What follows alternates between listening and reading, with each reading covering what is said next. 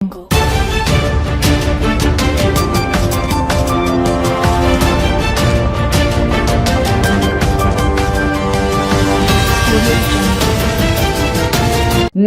आज तक 24/7 न्यूज में आपका स्वागत है और मैं हूं आपके साथ निकिता श्रीवास्तव। आइए रुक करते हैं आज की तमाम बड़ी खबरों का।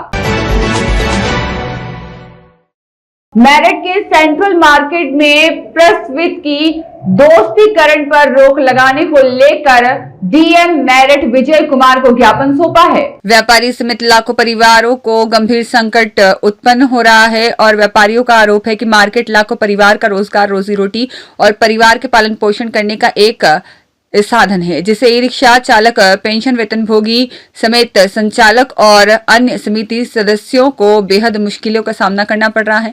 लाखों लोगों के भविष्य अंधकार में चले गए हैं। मेरठ में मुश्किलों का सामना करना पड़ रहा है। अगर ऐसा ही चलता रहा तो लाखों लोगों का भविष्य अंधकार में जाने के साथ साथ मानसिक स्थिति भी लोगों की सही नहीं रहेगी। इस मौके पर मौजूद रहे जीत सिंह, व्यापार मंडल अध्यक्ष मेरठ चौकी वर्मा, संजय गुप्ता, दोराला जीतू, नागपाल, उमाशंकर, विशाल बंसल, साबिर अली, वसीम असगर आदि मौजूद रहे। मेरठ जिले की जो समस्या है, कहीं पेपर लीक की, कहीं सेंटर मार्केट की, इसके बारे में थोड़ी सी जानकारी दें। क्या मामला है और ये सरकार बनियों की सरकार है और बनिए ही परेशान है, इसके बारे में थोड़ा सा बताएं। सबसे पहले मीडिया बंधु को नमस्कार करता हूं और शासन प्रशासन का बहुत बहुत धन्यवाद करना चाहता हूं। मैं संजय गुप्ता, सरधना विधानसभा से पूर्व विधायक प्रत्याशी चुनाव लड़ चुका हूं और मिशन 2027 की तैयारी चल रही है मेरी चुनाव लड़ने की। सबसे पहले मैं सरकार को और प्रशासन को बता देना चाहता हूं कि उत्तर प्रदेश की मेरठ जो सीट है वो नंबर 1 सीट कहलाई जाती है। 80 सीट है मेरठ उत्तर प्रदेश के अंदर, 80 सीटें हैं। 80 सीटें में जो मेरठ जिले की जो नंबर 1 सीट हैगी, और इसमें शासन कभी प्रशासन कभी यहाँ बुलडोजर चलाने की बात करते हैं, कभी ध्वस्तीकरण की बात करते हैं, कभी व्यापार को मिटाने का काम करते हैं, कभी किसी बच्चों को फेल वो करने पर करते हैं। मतलब कहने का मेरा मतलब ये है कि जो मेरठ जिले की जो है सेंटर मार्केट है, उसमें लगभग 1.5 लाख पौने 2 लाख का रहस्य कारोबार बिजनेस चल रहा है लोगों का, और जिसमें कि वाहनों का जो रास्ता आने जाने का जो रास्ता करीबन 80 फुट चौड़ा रास्ता है। 40 फुट एक तरफ का, 40 फुट का एक तरफ का रास्ता आने का जाने का। और इसके बावजूद भी दुकानों पे लाल बत्ती खींच दी है, रेड लाइट लगा दी है कि इससे यहाँ तो अपनी बुलडोजर से अपने धुआं छोड़ेंगे, अन्य रास्ता खाली कर दो। सरकार कहती है कि हमारी सनातन धर्मी है। ये सनातन धर्मी है या हट धर्मी है, हमें यही नहीं पता चल पाता। 2-2, 2.5 लाख बच्चे अपने पढ़ाई की परीक्षा की तैयारी करते हैं, पता चला वो पेपर ही लीक हो गया। एक बच्चे का खर्चा करीबन लगभग 15-16 हज़ार रुपये खर्चा आता है पढ़ाई लिखाई का, और उसमें से 2-2.5 लाख बच्चों में से 5-7 बच्चे कुल चुनकर जाते हैं। और वे भी चुनकर जब जाएंगे पेपर लीक ना होवे। इनके पेपर जब भी कोई पेपर होगा सबसे पहले इनका पेपर लीक हो जाता है। एक बच्चा अपना टाइम छोड़े जा रहा, अपना कारोबार छोड़े जा रहा, पैसे खर्च के जा रहा है, वहां तो पेपर लीक करने की बात करते हैं।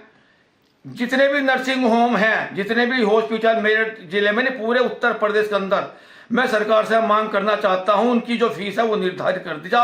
जितने भी हॉस्पिटल हैं इनमें का कमरे का 500 रुपये किराए से ज्यादा किराया ना लिया जा। ये डॉक्टर अपनी मनमानी का जो किराया वसूल है 5-5-6 हज़ार रुपये एक कमरे का किराया वसूल करता है मरीज से, और एक डॉक्टर फीस जो 4,000, 5,000, 6,000, 7,000 फीस ले रहे। फिर इसके बावजूद ये टेस्ट कर रहे, टेस्ट जो 100 रुपये का टेस्ट हो रहा वो उस टेस्ट के ले रहे 10-10 हज़ार रुपये टेस्ट के ले रहे। गरीब आदमी कहाँ से दिखाएगा फिर?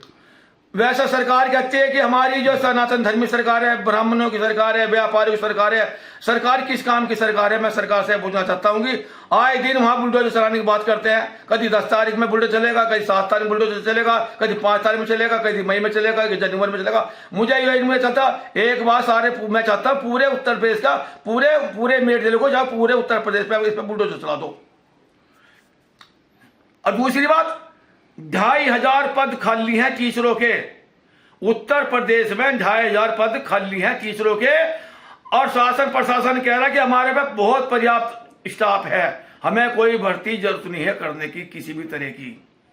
बताओ, जब बच्चे नहीं पढ़ेंगे क्या देश का भविष्य कैसे सुधरेगा, उत्तर प्रदेश का भविष्य कैसे सुधरेगा। कभी कोई नई योजना लागू कर देंगे, कभी यूजीसीआई कर देंगे, सीसीआई कर देंगे, हमें ये नहीं पता चलता। मैं चुनाव लड़ने जा रहा हूं, मेरी वोट 4 बार मैंने वोट बनवा ली, 4 बार मेरी वोट यूजीसी में कटवा के धर दी, कभी नोटिस आ रहा, वोट हम दे रहे, चुनाव हम लड़ रहे, हमारी वोट ही बार कटवा दे। एक आदमी के 10 बार वोट कट गई यूजीसी में, कभी बार नोटिस भेज रहे।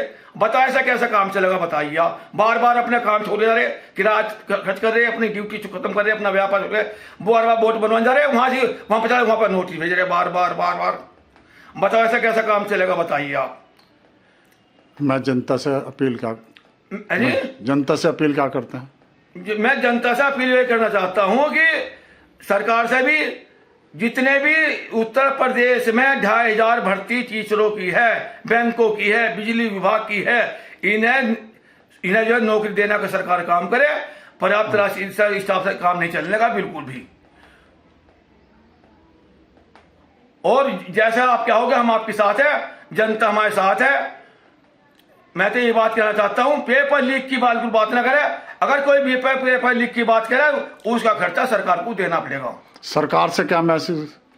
सरकार से मैसेज ये है कि मैं सरकार से ये कहना चाहता हूं, जितने भी हॉस्पिटल हैं, जितने भी प्राइवेट स्कूल बंद कर दिए, गरीब नेताओं के अधिकारियों के बच्चे पढ़ रहे विदेशों में, गरीब बच्चों के बच्चे पढ़ रहे प्राइवेट स्कूल में, प्राइवेट स्कूल कर देंगे बंद। सरकार कहती है हम उत्तर प्रदेश को, देश को चमकाना चाहते हैं। सरकार कैसे चमक जाएगा, बताइए। मैं आपसे कैसे चमक जाएगा? जब बच्चा पढ़ेगा लिखेगा नहीं तो अनपढ़ कर देंगे, तो सरकार इसमें कैसे वो करेगी, बताइए। कहाँ नौकरी भर्ती मिलेगी, कहाँ टीचरों की भर्ती मिलेगी, कहाँ बिजली विभाग के उद्योगों मिलेगी, कहाँ स्कूलों को मिलेगी, कहाँ बिजली विभाग को मिलेगी, कहाँ बैंक वालों को मिलेगी। कहीं नौकरी कहीं नहीं मिलने की, किसी बच्चे को, गरीब को नौकरी मिलने वाली नहीं है। इसी के साथ जय भारत, जय वंदे मातरम। मेराज पठान की रिपोर्ट।